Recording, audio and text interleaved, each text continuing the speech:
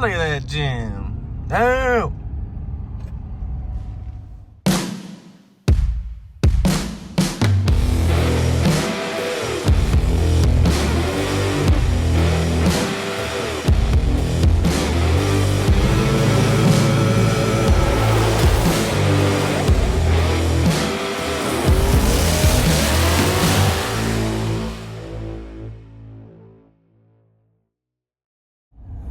What is going on, guys?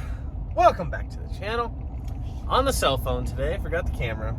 Super weird. By the way, that's the gym that my brother owns that I fortunately get to work at. It's pretty cool. That's my full-time job, if you guys are wondering, or if you're new to the channel. But anyways, weird events going on here. I've got the trailer behind me, yet I'm not going racing. My car's not in the trailer. Joe needs to borrow the trailer. Must be for that new lawnmower he's always wanted for his big backyard. I don't know. He needs to borrow the trailer. I guess we'll find out what it's for. I don't know. But anyways, we have been super busy at the shop trying to catch up.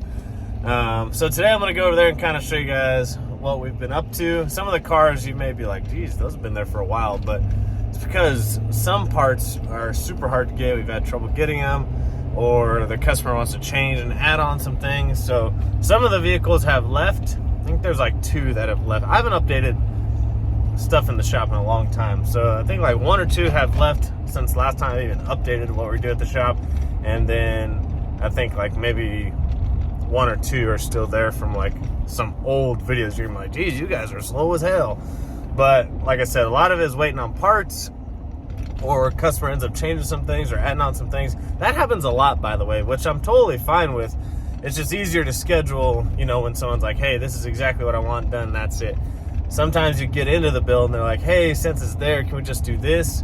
And it seems like something small, but small things add up and they take time. But anyways, we're gonna go give the trailer to Joe. He's got to borrow it for the weekend.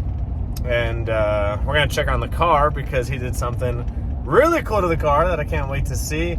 And then I'm probably most likely gonna update you guys with some of the stuff at the shop just so you can see. And there's a couple of vehicles I want to do like some features on, like their own little video, just because I think they're really cool and unique. I don't want to bombard the channel with stuff from the shop. Excuse me. I don't want to bombard the channel with stuff from the shop because I know that's not everything you guys are interested in, but it is what we do on a day-to-day basis. So for those of you that are new to the channel, or maybe haven't watched in a long time, I still have a full-time job at the gym. I'm the general manager over there, and then I also do personal training. Now, that's the main job, and then I sell parts, CoyoteDirect.com, which I don't only get Mustang parts. I've slowly started venturing out and selling parts to other brands here and there because this is so funny. Someone asked me, I sold like welds for a Mustang, right? And someone goes, well, can you get welds for a Hellcat or something? And I'm like, well, they're just weld wheels, just got to order a different bolt pattern. Actually, Mustang and Hellcat are pretty much the same bolt pattern, you know, different offset, whatever. So yes, all the companies that I'm a dealer for, I can get any, you know, so like you want a 4 fuel system for your Camaro or for your Hellcat or for your Corvette or for your Mustang, whatever, I can get the 4 fuel system, you know. So the reason why I created the website was so that, you know, Mustang owners could just go to one website and not have to filter through all this bullshit of choose this, choose, you know, like it's just Coyote stuff. And there's a lot of stuff on there that you may not have known about. And I've done a lot of research to find all those specific things and put them into one website. And some of you may be like, oh no, I've seen all those things, but that's because you actually do your research. A lot of people don't do their research and they only see, you know, some of the bigger names websites. Well, I have some smaller companies that you might not know about on my website, and I'm continually trying to add stuff, but it takes a lot of time to update the website. So pretty much if you need something and it's not like a fiberglass bumper for a 2001 Eclipse off Fast and Furious, shoot me an email, David at Coyote Direct, and I can probably track it down for you. But just like a small, just give you like a small idea, like I can sell Fuel Tech and Holly and Haltech and all those like brands that probably aren't on the website. I can get all that stuff. I'm still a dealer for them, or I can become a dealer for them if I'm not, you know, try and help you out. So anyways, enough of that rant. So yeah, we're headed over to Joe's. I really want to show you guys the car because he did something really badass to it over this week. I've just been ever since 2K, we've been super slammed at the shop, and been trying to catch up there. I've been trying to catch up with stuff at the gym. It's also tax season, so that's a nightmare. If you guys own your own business, you know how much of a nightmare that is. Plus, I got to help with some of the tax stuff at the gym, obviously, and it's a nightmare. So super, super busy this month, but can't complain. It's awesome. So yes, the plan still is, so this weekend is, let's see, so it'd be this weekend. I don't know about next weekend, but probably the weekend after that. We still probably got like 1 or 2 more weeks, I would say, before we go testing. So you guys saw in the last video, I had the shock sensors. We're trying to fix the diff leak. It's got a small leak. It's not like huge, but it's a small leak that needs to be addressed. So Joe was taking a look at that for me this week, see if we need to order a new gasket or an O-ring, whatever.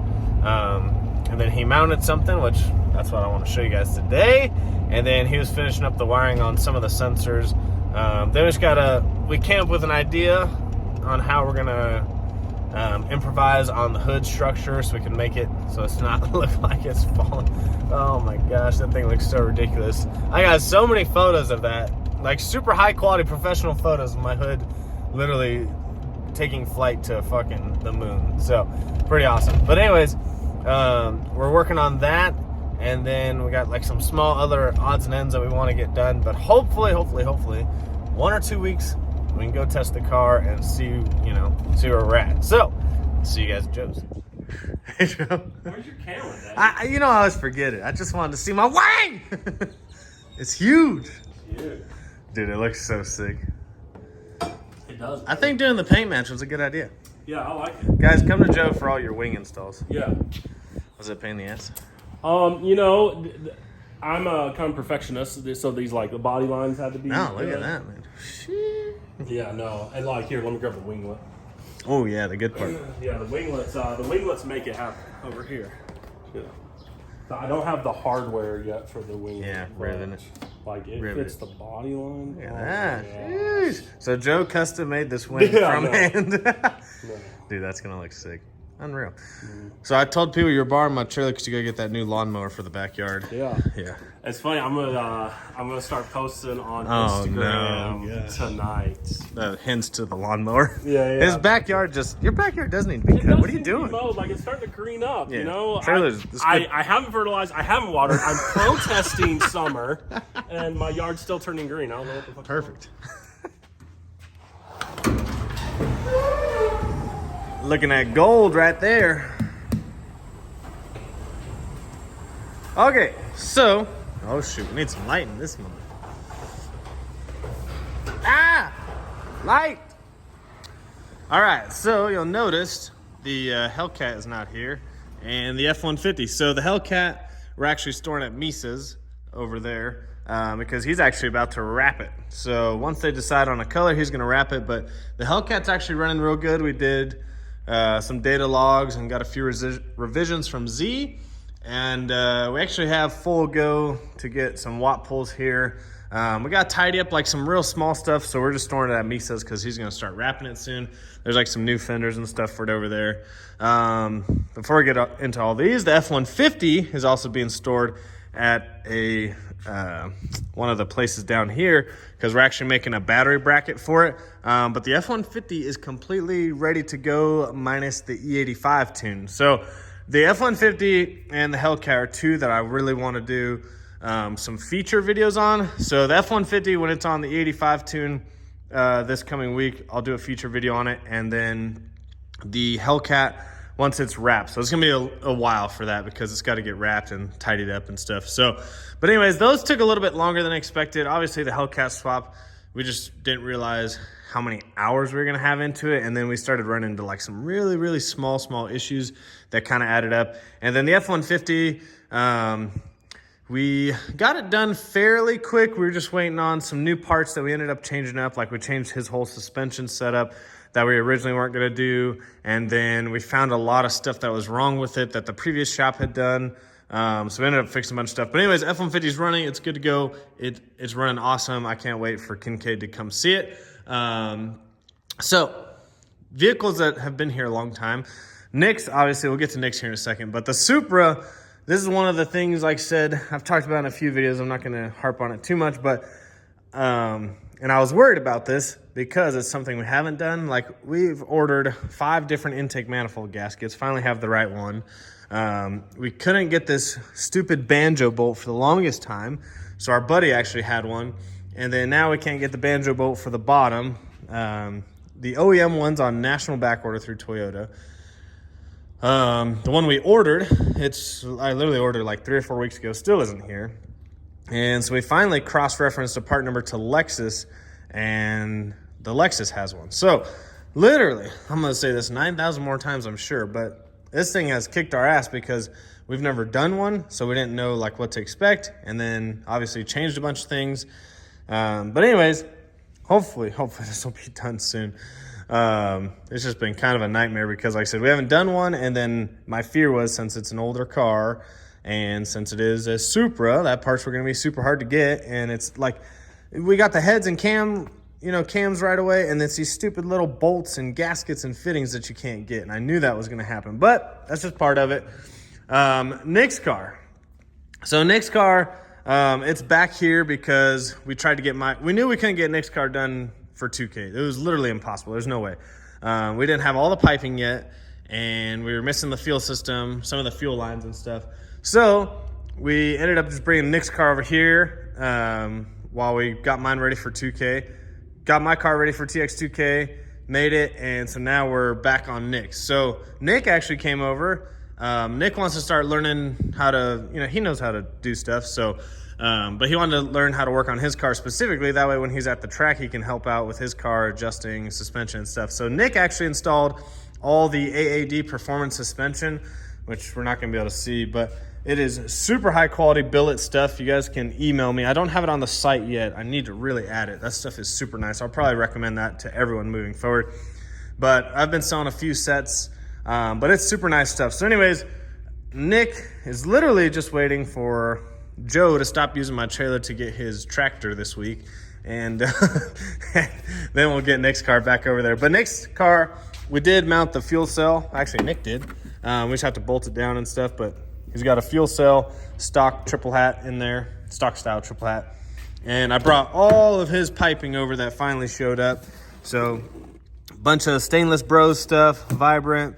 So we got a lot of piping now, 2 boxes worth of piping. Got CO2 kit in, and then I'll kind of show you what we're going to do with this stuff, but we've got our own battery relocation kit coming out with my buddy Danny at IPS. We've been working together for a long time, and then we got his IPS fuel lines in. So finally got all the nice crimped lines ready to go.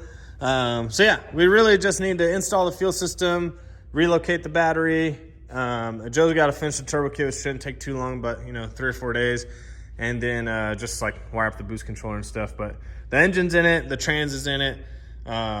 We just got to get working on it. So hopefully sometime this week, me and Nick will be playing musical cars again, and get my car out of Joe's, probably take it to my house, and get working on Nick's. So I was supposed to do it last week, but we just get so freaking busy.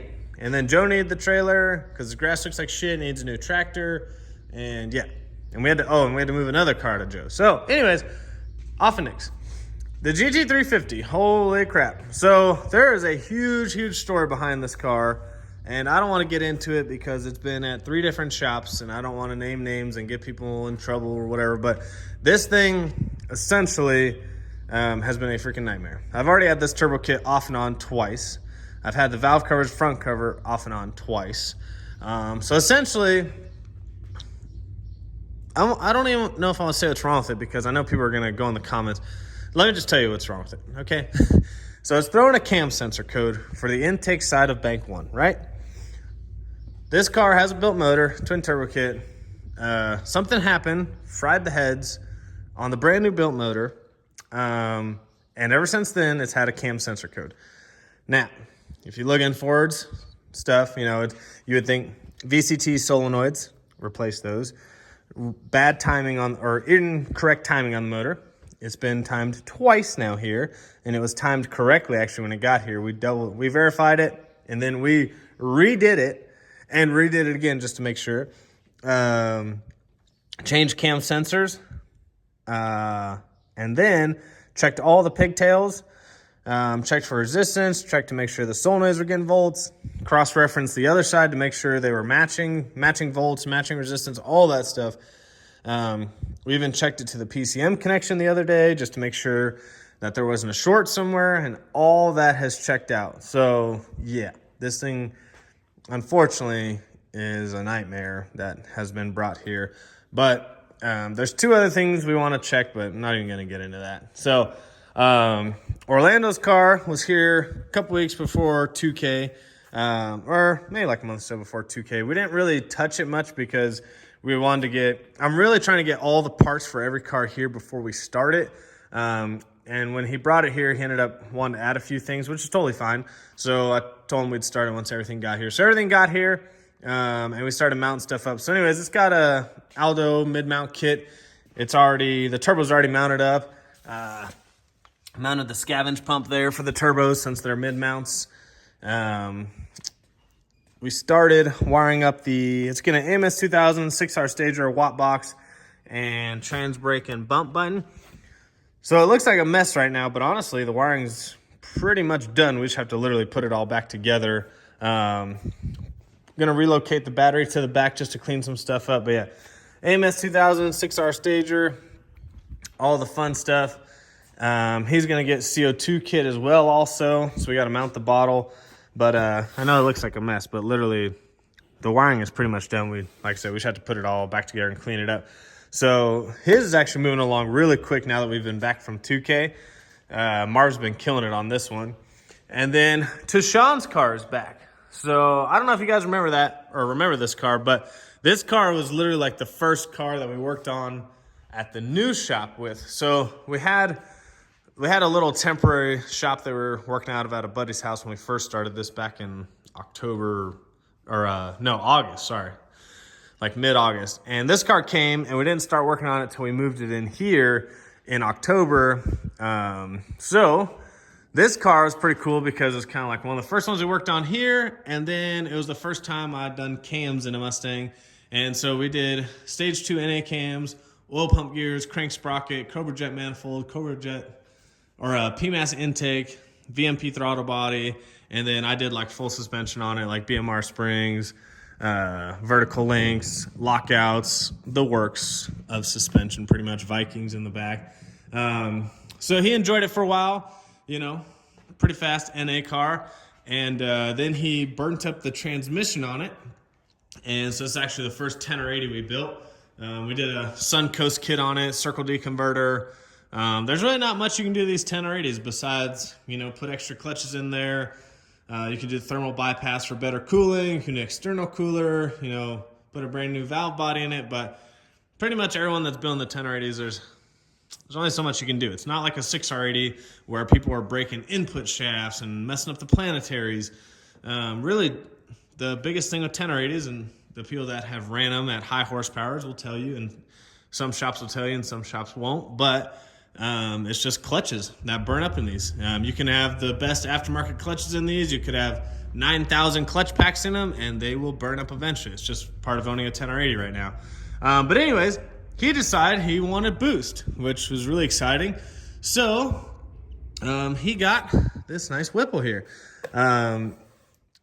He got a super good deal on it with injectors and fuel system. And so I told him, you know, since you got a good deal on it, do a 10 rib. So ended up doing 10 rib. Not that guy. But ended up doing the 10 rib system. We kind of got it all laid out. We're just trying to figure out what's what. But 10 rib, I think doing a 3.5. Yep. So 10 rib, 3.5 pulley. Crank support. I think it's an MFP crank support. It's here somewhere. Yeah, I think it's MFP crank support, I believe. 4 dual drop-in pumps, return style system. So we already did the K-member on it. And then he had, I want to say maybe 355s in there. And he wanted to switch to a 315. So we already swapped the diff in it.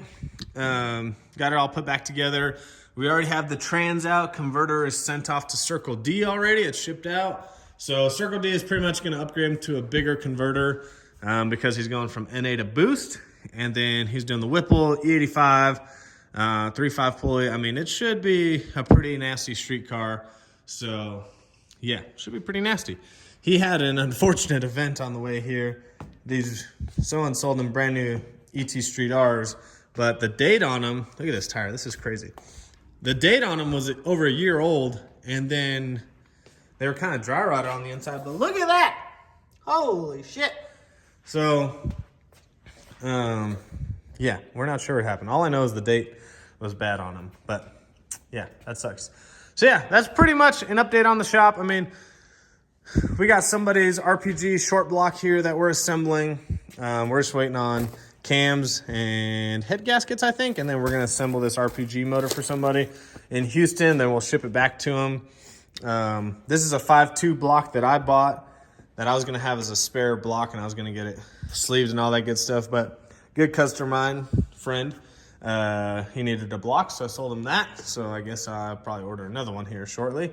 But yeah, that's pretty much the update on the shop. We have a ton of cars coming in, but we got some of the bigger projects out, like the Hellcat swap was probably the most massive project is here the longest. And then getting the F-150 out was pretty good. And then once we get the Super out, and then Nick's will be out, we'll have some space, but we have lots of cars coming in over the next few weeks. We got a couple twin turbo Mustangs coming in. Really excited. We have a 2020 GT500 coming in. Yeah, we got a few cars coming in.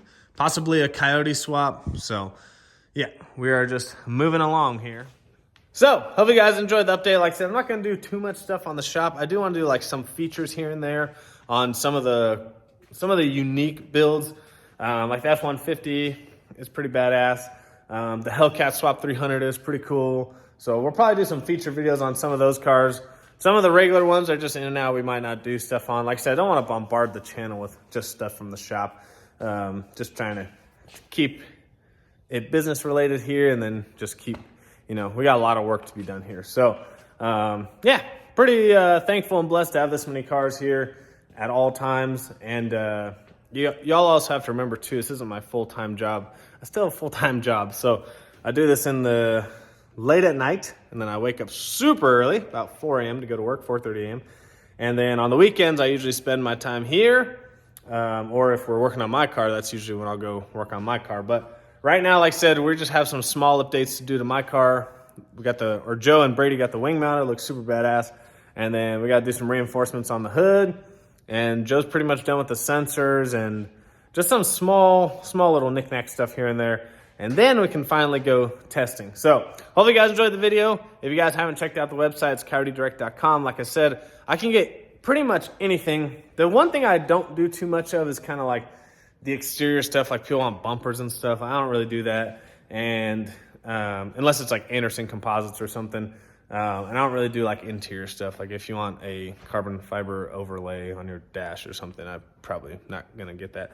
But everything else, hit me up. And because like I said, I don't have everything on the site. I'm trying to, but it's literally impossible. So, hope you guys enjoyed the video. I'll see you guys on the next one.